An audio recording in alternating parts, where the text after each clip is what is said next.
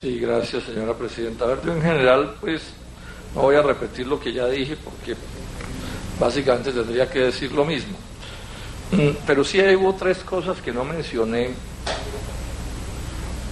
por razones de tiempo principalmente y por el énfasis que estaba haciendo en el debate, pero que son importantes, que se han mencionado aquí, y no quiero, pues, hacer caso omiso de ello.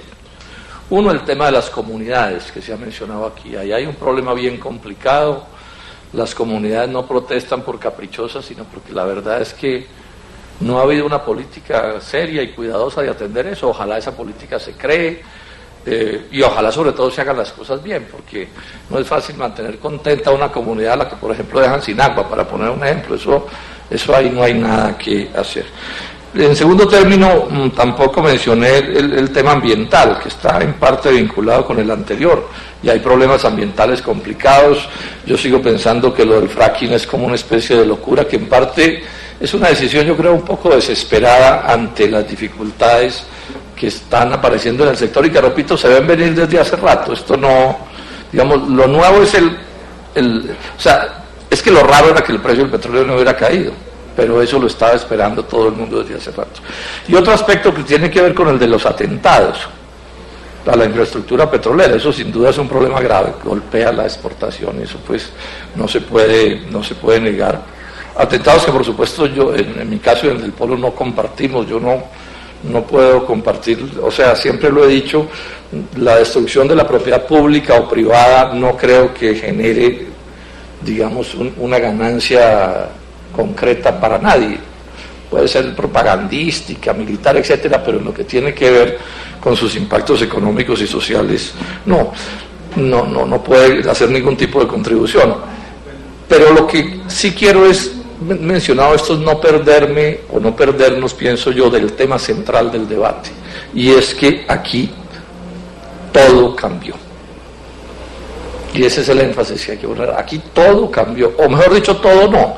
Cambió el elemento medular de cualquier actividad económica, que es el precio.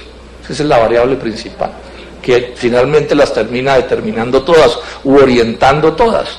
Cuando los negocios son buenos, cuando los precios son buenos, el capital, sea público o privado, se dirige detrás de esos precios buenos con relativa facilidad. Cuando los precios caen o son malos, pues es más difícil que las actividades puedan desarrollarse. Me acaba de llegar aquí por el teléfono una información que dice que en Estados Unidos acaban de revaluar los precios, pues, oficiales, y están hablando de $77 para todo el 2015.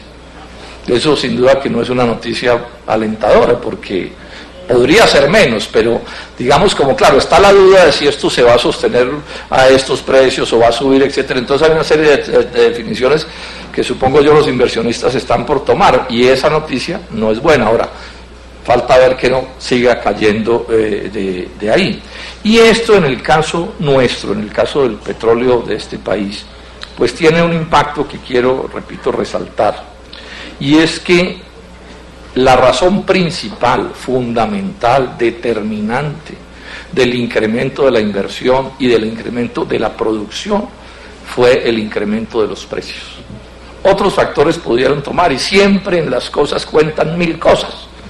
Y claro, y si yo no hago las cosas bien puedo perder un precio alto, pero ese precio alto es una condición necesaria para que muchas otras cosas puedan darse. Y las propias cifras de lo que tenemos nos lo demuestran.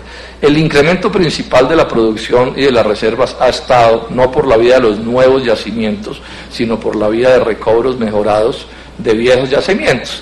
Recobros que tienen una explicación que es bien fácil, es el aumento del precio. Porque cuánto petróleo se puede sacar de un yacimiento depende del precio. O sea, cuando uno dice tantos millones de reservas de petróleo, de barriles, finalmente, ahí en eso está contabilizada una variable precio. Si el precio se pusiera, digamos, a una cantidad infinita, probablemente se podría sacar, digo yo teóricamente, hasta el 100% así hubiera que hacer un hueco para que alguien bajara con un balde, ¿cierto? Sí, pero eso, por supuesto, está determinando los precios. El otro incremento importante de las reservas y de la producción tiene que ver con crudos pesados. Sí, el dato que me acaban de dar de mi oficina es que el 45% de las reservas son crudos pesados, que son súper sensibles al precio. Yo lo he repetido aquí varias veces, Rubiales entra en producciones porque el precio sube. O si no, probablemente no hubiera entrado en producción, y lo mismo le pasa a los otros campos. Entiendo que el 90% de las exportaciones de Ecopetrol son de crudos pesados. Es el dato que me dieron en mi oficina. Miren ustedes, sí, la sensibilidad. Incluso hay una pregunta que no sé si el gobierno pueda responder, no ahorita, pues la dejo simplemente planteada. No me sorprendería que Colombia tuviera que terminar revaluando sus reservas, porque supongo que esas reservas que están calculadas para 7 años, ¿sí?, tienen que ver con petróleo de 80, 90, 100 dólares. Sí, pero si esto se pone a 70 o a 75 o a lo que sea, probablemente cambie por completo el panorama. Entonces, pues yo no quiero ser alarmista, pero sí estoy haciendo un esfuerzo porque se entienda el riesgo inmenso que tiene la economía colombiana, y lo toco porque ya lo mencioné con algún detalle. Esto nos afecta a todo, ¿cierto? Afecta a las cuentas fiscales, la balanza cambiaria, la inversión extranjera, todo lo que son las variables principales de la economía del país están atadas a esto. Se me pasó mencionar, y vi que ya no está aquí en este momento, pero el doctor Lloreda, el presidente de la ACP, que es la Organización de los Productores Privados de Petróleo, él decía que para mantenerse como están las cosas se necesita triplicar la exploración. La exploración. Este es un dolorcito de cabeza de proporciones mayúsculas, porque triplicar la exploración cuando los precios caen es como una especie de contrasentido económico. ¿Sí? Entonces, cuando los precios caen, entonces yo llamo a la inversionista y digo, no, tiene que triplicar la exportación. Y el tipo dice, bueno, pero me van a llevar pasivateo, ¿de qué es de lo que se trata? ¿Sí? Entonces, insisto en este asunto. Y esto puede terminar afectando las decisiones que están por tomarse. No quiero hacer de aguafiestas, pero soy directo. Digamos, lo que hubo en la última ronda no fue tan bueno como se esperaba. Pero además, una cosa son las promesas de inversión y otras cosas son las inversiones. Esa ronda resultó con un precio del petróleo determinado. Hoy ese precio ya no existe. ¿Se mantendrán esas inversiones o por el contrario dirán no? Sí, por ejemplo, esos costa afuera son también súper sensibles al precio, porque ese también es un petróleo sin duda que es costoso. Y entonces dentro de esto, yo insisto, ojo a Ecopetrol. Sí, porque es que el Estado es el único que al final termina haciendo cosas que los privados no hacen.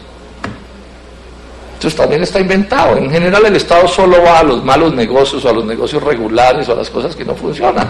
O sea, ustedes nunca han visto en ningún país del mundo el Estado, no sé, con una fábrica de empanadas, ¿no? Porque empanadas se supone que se venden y entonces el Estado no tiene que meterse a eso. Al Estado por norma no le toca sino el hueso, ¿sí?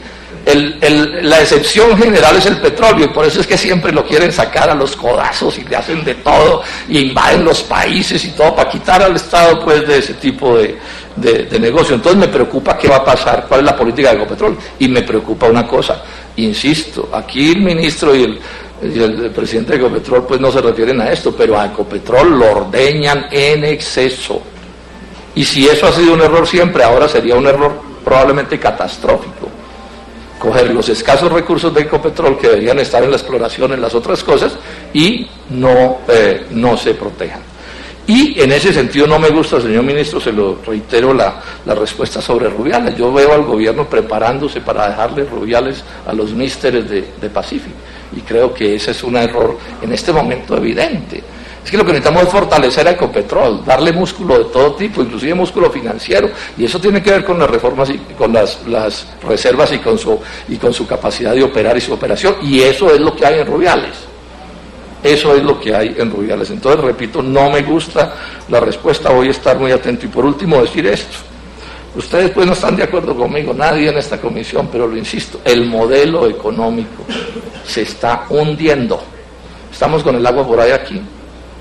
En un tiempo relativamente corto la vamos a tener bastante más alta. Si el país fuera sensato, abriría un debate sobre el modelo económico. Eso pues no va a suceder, no me hago esa ilusión, pero ahí está el problema. O sea, la economía colombiana creció en los últimos 10 años, fundamentalmente, por razones determinantes, principalmente, hay otros factores, no los voy a negar, pero lo determinante, sin lo cual no hubiera habido lo que ha habido, fue por los incrementos de los precios de los commodities, el superciclo de los commodities. Ahora, no fue solo Colombia, el mundo entero. Y todo indica que ese superciclo está desapareciendo. Y todo indica que puede demorarse mucho tiempo en recuperarse una situación. O sea, podemos estar entrando en una situación de la economía mundial grave y larga. Y si aquí se empecinan ciegamente a no modificar ningún criterio fundamental ni a cambiar nada, porque es que esa es la línea y esa es la línea y el consenso de Washington, etcétera, etcétera, el país puede terminar en un estrellón dramático. Dramático. O sea, esa es la pregunta del millón. Con el viento a favor pasó lo que pasó, que no fue tampoco maravilloso, porque no es sino ver los indicadores de pobreza y de necesidades insatisfechas, etc. Y entonces ahora con el viento en contra, y que íbamos a mantener el barco igualito, no, aquí no está pasando nada, nosotros somos muy machos, ¿cierto? Échenos los de 10 en 10, como se dice en las peleas, no. Ese es mi llamado y es, digamos, la parte, a mi juicio, medular de este debate. Muchas gracias, señora presidenta. Gracias a usted, senador.